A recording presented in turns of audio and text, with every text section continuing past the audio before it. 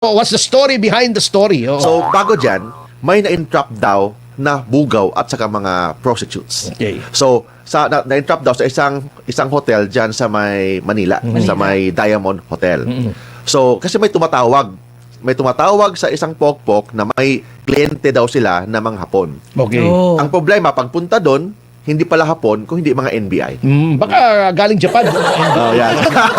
Pero pag ganun, Ito, Depende Hapon pala. Depende Hapon. So, iba to kasi different transaction yan. Okay. Nung nahuli ito mga isang bugaw na si alias Ken at saka yung mga apat na mga babae, opo. nasalita sila na may connection daw ito sa plano na siraan si ES Ralph Recto at saka Okay. ibang mga government officials through prostitution. Okay. Oh. Ang tawag nila, honey trap. Oh, yun. Oh. Okay. Actually, Honey spy term yung honey trap eh. Honey Yung trap. honey trap, yung isang spy na babae, maganda, sexy. Oh. Kaya akitin niya isang target para makakuha ng impormasyon. Pero ganoon na rin yun. Patang Oh, honey oh. trap na allegations ng NBI at saka yung itong mga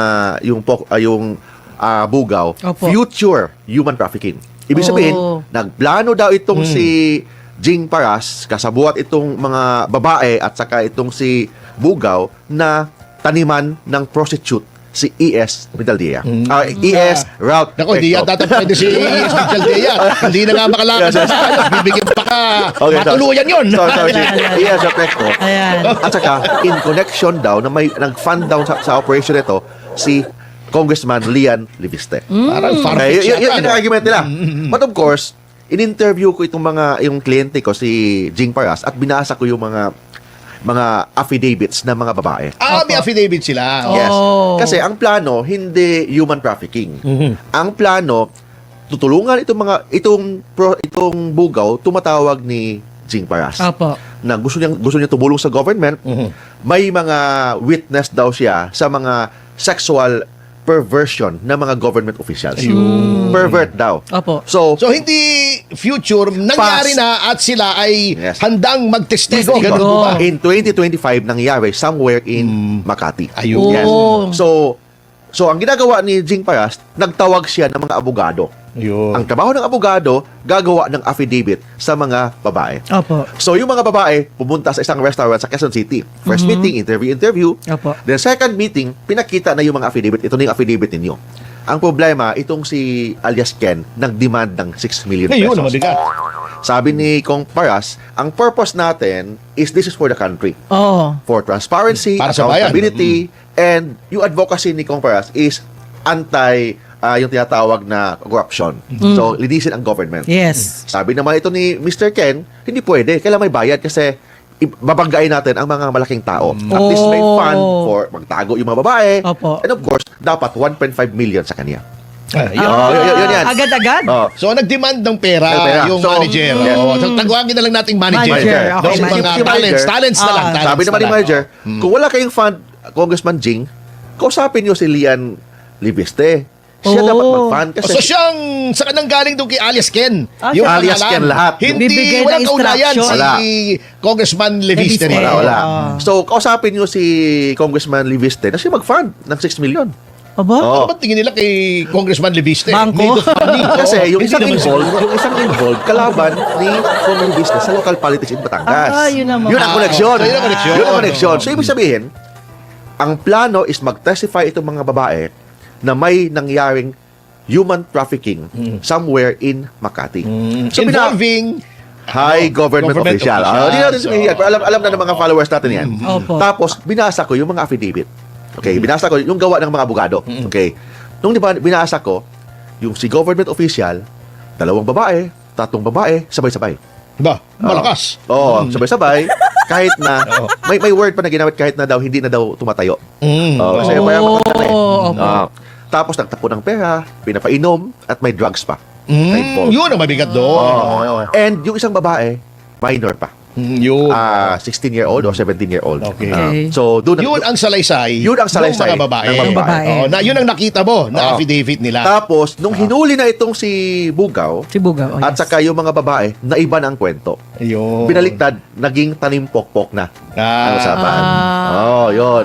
So, yun ang story talaga. Ang problema, naunahan si Jing Paras sa lahat ng media. Kasi mainstream media, lahat, talimpokpok, honey trap, nawala na yung totoong story. Totoong Yes. story. Oh. Okay. So, yun ang kwento. Then, ang tanong, kasi we receive a subpoena from the NBI Okay. na pupunta daw kahapon. Mm-mm. So, of course, nung nabasa natin ang subpoena, wala nakalagay na anong allegation. Yes, correct. Walang nakalagay. So, we wrote a letter to the NBI requesting na bigyan kami ng copy ng mga complaint or any affidavit or any evidence para alam namin ano yung gagawin namin Oh, dyan. definitely, that is part of due process. Part of Yes. due process. Otherwise, pupunta kami doon, baka mag-fishing expedition. Yun, Correct. oo. O kahit ano lang tanungin, and it will violate the constitutional right of Yes, Jing Paras. correct. Oh. Correct.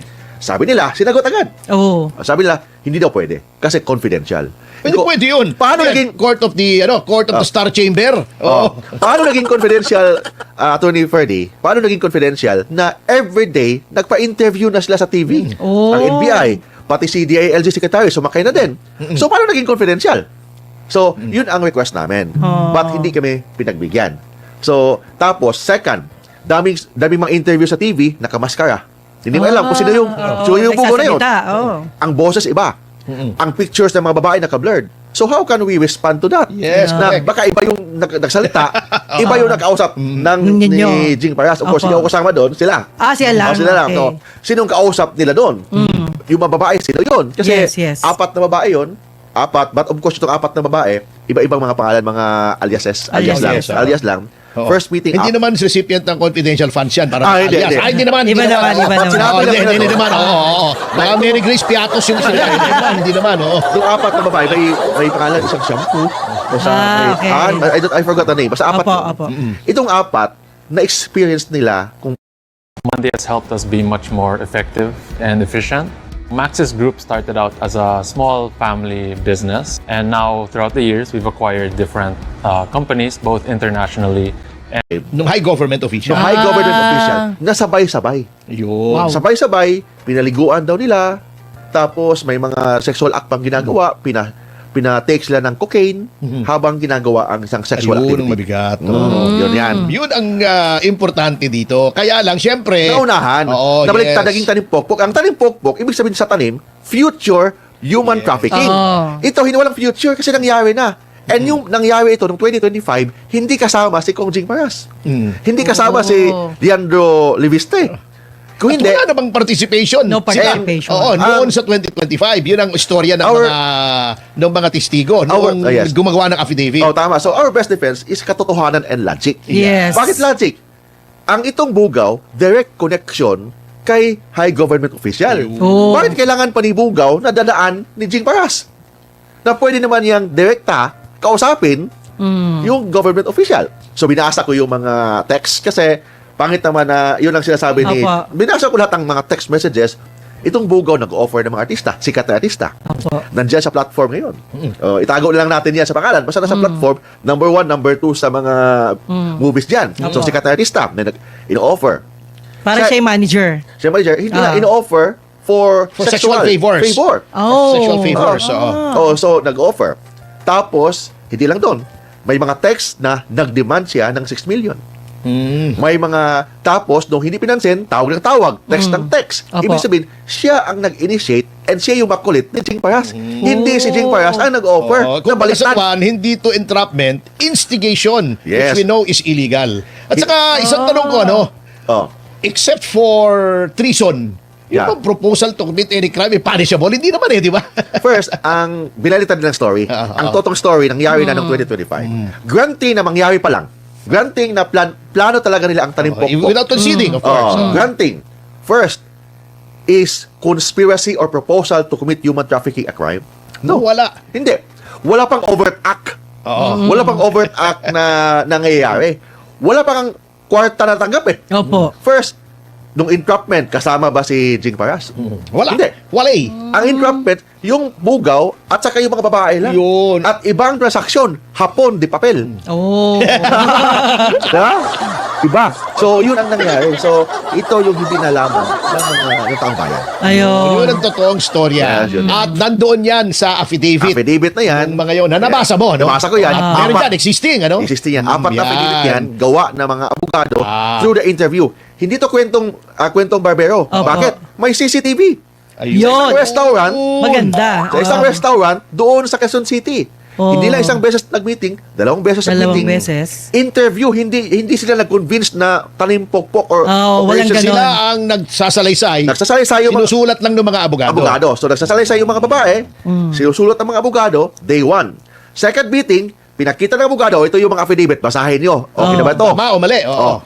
Binasa ng mga babae, pati yung bugaw, then, ang bugaw, sige, walang problema. Yun Okay na ang to. nakasira. Oo. Give 6 million para Dapat gawin yun namin. para sa bayan. Ganun yan. Oo. Para ma-expose yung mga kalokohan ng ating mga opisyal, which is a valid concern of every citizen. Bakit valid? Kung pervert lang siya or sexual addict siya, walang problema yan sa kanya yun eh. Apo. Diba? As long as magaling Yes, yung paggawa niya. definitely. I agree. Ang problema, yung pera na binibigay, 300,000, 500,000, may umabot pa na 2 And yung milyon. alleged drug use. Drug Oh. use. Second, minor. Fourth, ang pera nasa cabinet lang ng condominium. 100,000 binibigay. Parang walang value na. 200,000 kuha. Parang perang hapon. O, Yes. parang monopoly money, ano? Hindi na Opo, walang bigay. wala nang bilang-bilang. Habang may nangyaring sexual activity. Wow. So nagbibigay ng ang babae napipilitan. Which is also in violation of the law. Yes, diba? yes, in violation. Prostitution. Prostitution. So, there is Target ang apat na ito dahil ang ginawa sa kanila maraming mga mga nasa intel community. I don't know their identities, but the way they behave mga operatiba, no? Maraming instances na nasabi ko na ng mga previous interviews. So merong pananakot, panunuhol, no? At may intriga. So sinisiraan nila yung isang kasamahan nila na ang sabi, si Johnny Buduan daw ay secretly nabigyan ko ng 3 condominium units at saka 2 sasakyan. Oh. So yun ang kinikwento sa mga humaharap sa kanila na yung apat. Pero hindi naman naniniwala yung apat. Only that they have peculiar situation na kailangan na nilang tanggapin yung inaalok. Attorney, nabanggit mo kahapon na may 5 million, no? Na isa sa complainant. I mean, mayroong nag-alok na mag-recant pa yung ilan sa mga member ng 42 na isa sa mga complainant. So, sabi mo, sasabihin mo, ipapresent mo yung message, kailan namin na-expect. Yes. Attorney, and yung bukod pa dun sa mga inalok din na mag-recant. Yes. Oh, may mga text messages nga sila, recording. So ipe-present namin yan pag mag-press con para mas malinaw. We go direct to the point later on. No? When are we expecting na mag-press con po tayo? Initially, inisip ko today sana eh. Pero because of what happened yesterday and now, what's happening now, I had to cancel it. But we should do it very soon. No? Attorney, walang nag-reach out sa inyo kasi nabanggit ko kahapon yung official one of the official from PNP na isa sa mga Well, ang nabanggit ko kahapon, yung effort na manuhol, no? Involve ang 2 retired PNP generals na dating nag-head sila sa CIDG. So yun yung mga clues. Pero ngayon, may mga active na policemen na naging security personnel din kay Saldico. Katulad ng binanggit ko si Police Master Sergeant Johnny Calleja, no? Yung si Dichoso. And then yung retired Colonel William Dominguez. Oh, may mga text messages yan. By how much are we talking about when we say alleged bribery?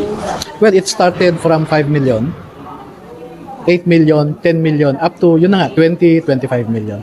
At hindi akong nagsabi kahapon na 20 to 25 million, yung isa sa kanila, na inoferan mismo. Pero alam ko rin yun dahil nire-report nila sa akin. Maski yung apat nagsabi sila sa akin. Attorney, can I get your reaction? Sinasabi nilang scripted lahat. Which one? The process, the salaysay of them before pa, and nag-recant na po, and then meron pa daw. Well, yan yung sinasabi ng mga detractors namin. Pero kung tatanungin natin ang Office of the Ombudsman, which is the authority to settle the issue, nagsabi na siya na credible ang mga sundalo. Ngayon, sasabihin is scripted. Alam nyo ba ang ginawa ng mga abogado ng ombudsman? Yung winok through sila. No? Okay, Mr. Witness, sabi mo, nag-deliver kayo sa ganitong iba't ibang addresses. Iba't ibang addresses sa Forbes Park. Pwede mo bang ituro sa amin kung paano pumunta doon? At naka-video yun, no? Naka-video. May mga abogado sa loob ng sasakyan, kasama yung witness. O sige, ituro mo muna yung address na ganito. And after that exercise, tumawag sa akin yung mga ombudsman lawyers. Attorney, satisfied kami. Alam nila yung mga addresses. Hindi si ombudsman, ha? Yung mga, meron kasing panel of investigators. Pero kung kasabi naman ko kasi sa Sandali ha. ako, sorry. May construction? Ayun. Construction yun, no? Pero ito, attorney, kahapon kasi na-interview din namin si NBI Director Melvin Malibang after na nag-recant pa di ba yung kapak sa 18. Sabi niya, it just shows na itong Paleta Boys natin ay unreliable witnesses simulat sa pool pa. Doon sa apat siguro, pwede niyang masabi yan. Pero papaano yung 14? But you know, everything that Matipag says is unreliable also. Because he was appointed as NBI Director precisely to become a political operator of the powers that be. He is not a professional investigator. He is more of a political operator. No? Ang dami niyang kabalbalan. No? Alam mo, kilala ko rin yan si Melvin Matibag. No? And we know each other. We know each other's background. Other witnesses na nagtrabaho kay Zaldico, kailan namin ito ine-expect, kailan haharap sa publiko, at ano yung mga pwede pa nilang isiwalat? May mga nasa likod, malalaking officials, may mga big fish pa ba dito, attorney? Huwag ko munang sagutin yan, no? Palabasin ko muna ang mga ito. It will happen, ma'am. Oo. And I'm telling you, mas mabigat ang sasabihin ng mga ito kesa sa nasabi na. Pero ibang witnesses ang mga ito. Sir, sa sinabi pala ni Ombudsman kahapon ng Martin Romualdez is behind sa pag-recant. Well, that's the opinion of the Ombudsman. I think he has explained himself well on why he believes that that is so. No? But for me personally, I think behind the recantation is not limited to the former speaker, but to other personalities also named in the affidavit. Yes, but I stayed there for 5 minutes only kasi nagulat ako nung sinabihan ako ng staff ko na pinoposasan na itong mga sundalo, no? So bumalik ako kaagad dito. So the meeting was abbreviated. It took us 5 minutes only. We were just warming up and then I had to ask for their leave para makabalik dito. But we set a date for the next meeting to continue the process. Okay, the purpose of that meeting was for the Ombudsman to elicit or receive information from me or even evidence from me regarding the circumstances that led to the recantation. So, may iniwan na ako sa kanila na initial na mga evidence. Are you at liberty to discuss ano yung sa behind sa pag-recant? Well, ang initial na naibigay ko sa kanila, some of the text message thread, no? Between doon sa nagsusuhol at saka dito sa mga sundalo. Para malinaw lang ulit, I believe you mentioned this, sino po yung mga behind this sa pag-recant? Yung obvious dito na sinasabi nila sa akin is isang Lynn Gutierrez, isang Nico de Los Angeles, no? Personally sinabi sa akin yan nung kinausap nung mga ito. And a lot more, no? Who are they, attorney? The Lynn and the Nico? Well, they are supposed to be under the direction of someone they call Boss B. And I know who this Boss B is. Isang media operator ito. Tumigil na. Pero the night, may deadline nga eh. May text pa nga dito yung nag-aalok. Pwede ba namin makita, attorney? Kaya nung pagpapakita mo sa amin dun sa text na may temptation. Nandito yung pan eh. Sandali ha. Makikita nyo dito yung deadline eh. Hanapin ko lang dito yung deadline ha.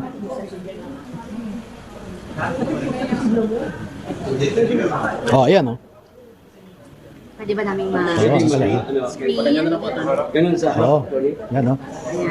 Nagtanong kung pwede na kayo by 7 p.m. or 8 p.m. top, sabi niya, no? Ang date niyan, yan oh. August 6. So last August 6 pa, sir, yung may last na... O yung deadline supposed to be 8 p.m. of August 6 ang deadline nila. Can you see the message? Okay lang. Sorry. Ganda nga, picture lang ha. Sir, ano yung pinapertain ng offer? Is it, ano sir, million-million ba yung usapan natin dito? Ito. Tingnan nyo ito. Hanggang ngayong gabi na lang ang chance, no? Ngayon hanggang gabi na lang kayo ng chance para mag-recant. Ng August 6 para tanggapin nila yung offer, no? Ito yung offer eh. Magkano naman po yung offer, attorney? May kwan kasi ito, sharing eh. May share yung nakikinegotiate, may share yung tatanggap, no? Sir, for the record, sino yung nag-alok na to, sir? Pwede ba natin pangalanan? Ibibigay namin lahat ito sa presscon, no? Pero hanapin ko yung ito. So makita kasi pinapasakay nila yung pan eh, nagte-text.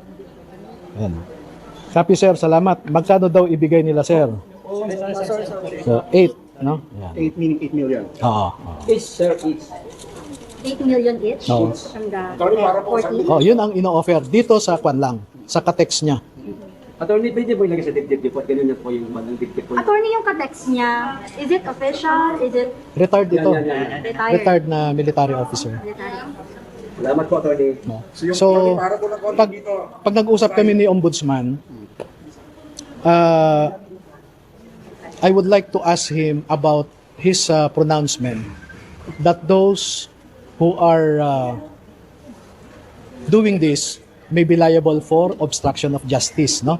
So kaya ipapakita ko itong mga text messages na ito and later on mag-affidavit din lahat ng mga sundalo na ito para makapag-build up ng case.